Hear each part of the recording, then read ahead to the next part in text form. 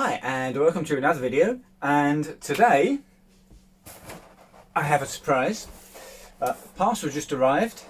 Can you guess what's in there? If you've seen some of my previous videos, you'll know that just over 2 years ago I switched from Nikon to Sony. I used Sony for 2 years for my wedding photography and all the other stuff I do. 5-6 weeks ago, I sold all my Sony stuff and went back to Nikon with D780. And since then, I've been looking at some reviews of the D780 compared to the D700. We've done a review of that. I've looked at some lenses. And one of the lenses I looked at and did a review on fairly recently was the Nikon 135 f2 defocus lens. I explained why I have this, what I use it for, why I think it's an absolutely fantastic lens, and some of the problems that also go with it. And one of the problems that I have with that for my wedding photography is it's kind of a bit demanding. You need to be quite a long way from your subject. You can't use it for doing photography in a crowded place. It's a bit slow focusing. It requires you to be very precise with your focusing. Being a 135 lens, you need to shoot at a reasonably fast shutter speed. And I think I mentioned several times in some of the videos previously, when I've switched back to Nikon, that one of the lenses I'm missing, because I've got 17-35 zoom, a 35 f2, the 50mm 1.4 Sigma art lens, the 135. So I'm missing an 85. Guess what's in here? So the lens I wanted, and I'll explain about this now. So the lens that's just arrived is an 85 Nikon 1.4D lens. Let me explain why I've bought this and why I suspect that this one isn't going to earn its keep in my wedding photography business. And it's a business. If it doesn't earn its keep, it's probably going to go. Now we're right at the beginning of January 2021, so we're back into lockdown. Today, what are we on? The 5th of January. Today I've had 2 weddings postponed, one from April and one from May to later in the year. It looks like it's going to be probably June before we get into doing proper weddings again.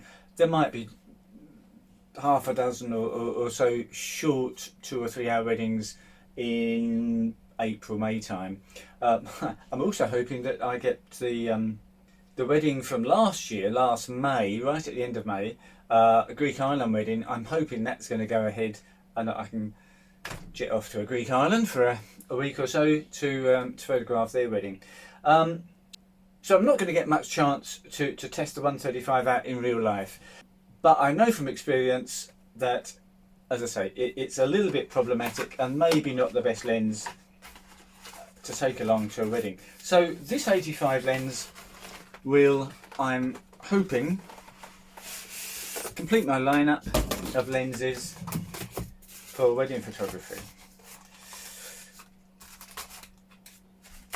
It's taken me nearly a month to find this lens, to actually buy it. These are not lenses that come up on eBay very often. I've never had one of these before. The lens I used when I had my Nikon, but it was just over 2 years ago, was an 85 1.8 G lens. I've never had the 1.4 D lens. So when I looked at this, what 85 lens am I going to get for the Nikon? If you're looking at Nikon lenses, you've got a choice of 4. You've got the 85 1.8 D lens. You've got the 85 1.8 G lens, and that's the lens I've had previously. And in fact, that's a shot from a wedding just over 2 years ago using that lens. And it's a lens that I used probably 20-25% of the shots at a wedding would be taken with the 85 lens. Next one up is this one, the 1.4 D lens. On the top of the range Nikon lens is the 1.4 G lens. I love my 35 f2 D lens, especially on the D700. It gives gorgeous photographs, and it depends on what you're looking for in the photograph. With the Sony, we have a camera and lenses which give beautifully, wonderfully sharp images right the way across the frame. There's very little light fall off, there's very little distortion, and in my view they create fairly uninteresting photographs. They're an exact copy of reality. As you may know if you've seen some of my videos, that isn't really the look I'm after. I'm after something that's different and better than reality, more interesting, more character, more depth.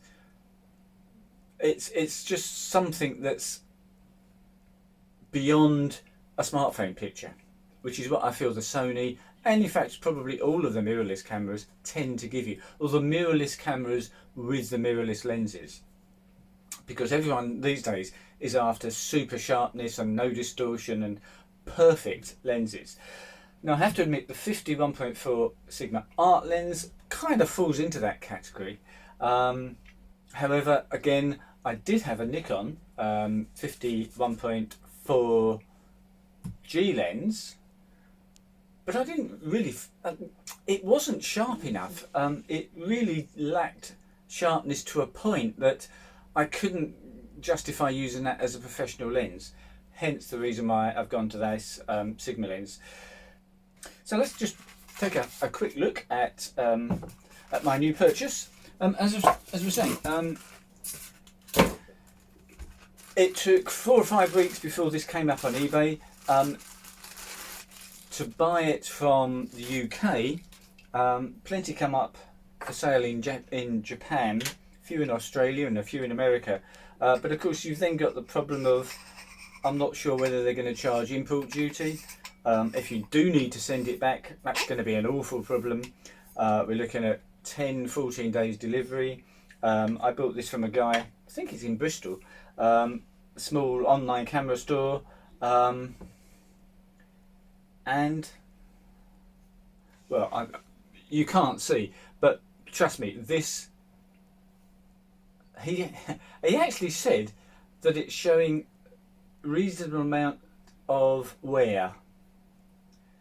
Well, I don't know how good a magnifying glass he's using, but I've got glasses on and I cannot see any signs of wear at all. No, it looks absolutely brilliant. The lens is, from what I can see, perfectly clear, absolutely no marks at all, no dust. Brilliant. Let's pop it on the camera.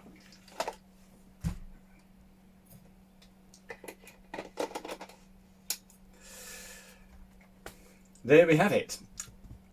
So what I'll do now is I'll take a few shots, pop them up on the computer, and we'll nip over to the computer and I'll compare some shots with this 85 1.4D to the 135 f2. And this will be my test as to whether or not I'm going to keep the 135 f2. Another point worth mentioning, of course, is that the D780 and the D850 and probably, I can't remember if the D750 had it, but I've set a button up, the function button here. I can just press the function button, one click of the back dial, and I've gone to crop sensor mode. And when I look through the viewfinder, it does in fact give me a nice red area to the side around there, so I can see very easily what my actual framing is.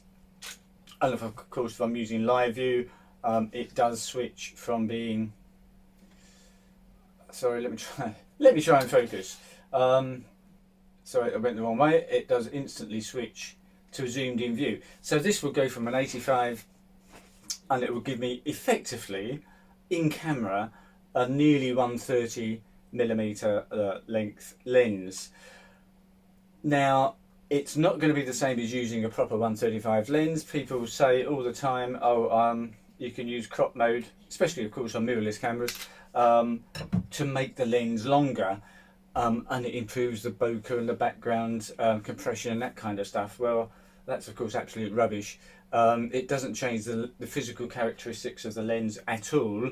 It literally crops the photo in camera exactly the same as if I cropped it in Lightroom. It doesn't change the background. The background is there and that isn't going to change. But what it does, it focuses my mind when I'm taking a shot, and rather than taking this shot, I'm taking a more cropped in shot, and I can make sure that I've got people's heads in, that I've got the composition that I want for that particular shot. So it does help. As I say, I'll go and take some shots and we'll take a look at those in a moment. Back soon. Okay, so in the absence of brides and grooms and professional models, my cat will have to suffice for this test. And this isn't a laboratory technical sort of test.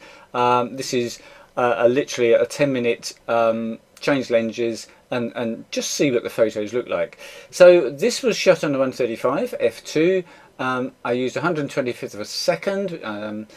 Don't really want to go much below that with 135mm lens, obviously f2, and the camera is chosen, I've got auto ISO, so it's gone for 5000 ISO.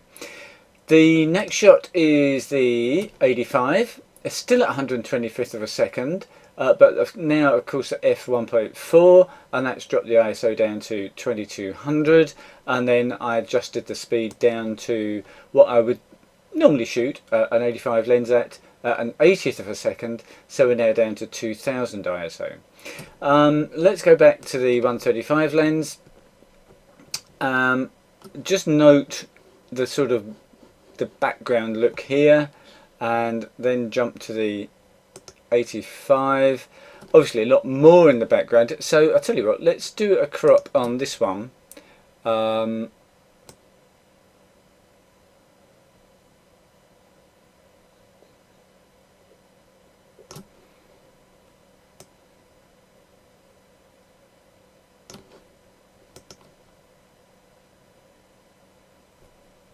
Okay, so we now have a shot which is fairly similar to the 135.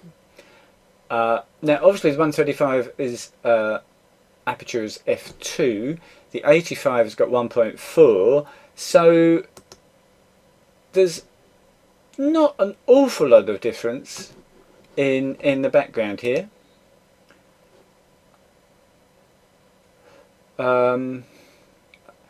Can I see a lot of difference? I don't think I really can.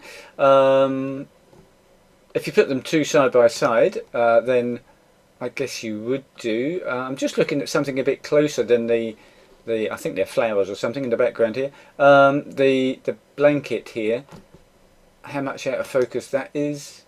And it's really very similar on the 85 to the 135 once you crop in, because of course the 85 is 1.4. The 135 is f2. Now let's have a look at sharpness. As I say, I'm not a huge fan of sharpness, but it's something that I need to consider. Clients would expect to get sharp pictures from their wedding photographer. Now I was focused on, I couldn't actually focus on her eye, it's shut, so there's nothing there to really focus on, but around about her cheek. So we've zoomed in now to 100%. And just give it a second to render. But that just rendered then, it just went, and that's the problem with the 135. If it gets focused right, it is pretty damn sharp. Here it hasn't quite nailed it. Let's have a look at the 85, and again give this time to render.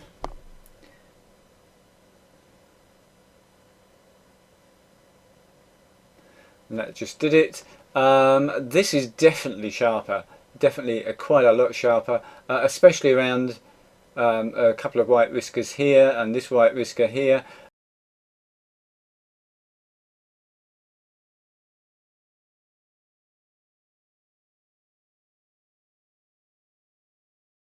definitely much sharper than the 135. These are out of focus, but then I guess they're a little bit off the same focal plane as that one. Just go back to the 135, and that is zoomed in more, isn't it? Let's try and do apples with apples.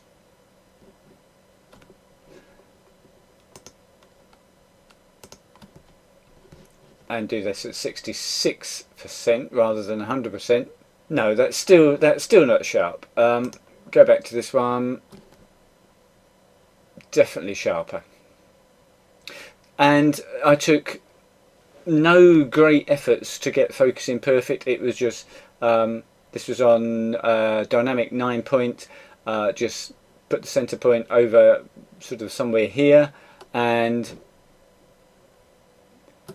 hit the focus button, and that was it. It wasn't like I spent ages trying to get perfect focus. So for my money, the 85 is a heck of a lot easier to use. From my previous experience, I would imagine that an 85D lens is going to focus more consistently and more accurately than the 135. So the 135 here is going to be on eBay very soon. It's a $700 lens, £700 lens, and they don't come up very often. I would expect to sell this fairly easily.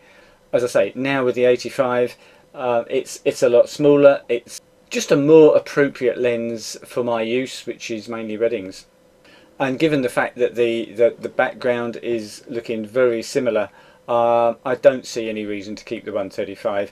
As much as I love it, and maybe if we hadn't had a year of lockdown and I'd lost so many weddings, then maybe I could enjoy the luxury of keeping both lenses. But I'm afraid at the moment everything has to earn its keep, and it's not going to do that. So I hope you found that useful. If you've got any questions, obviously please do let me know, and I'll answer your questions as best I can.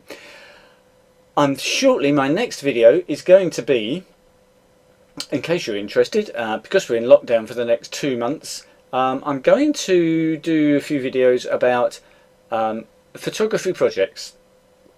The next one is going to be on still life. The one after that, I have a project in mind for going out to do, I won't call it street photography, it's going to be photographs of a shopping centre. And I've got a particular shot in mind, which I will explain obviously when we get to do that video. But in the meantime, take care, be careful, and I'll be back with you in a few days.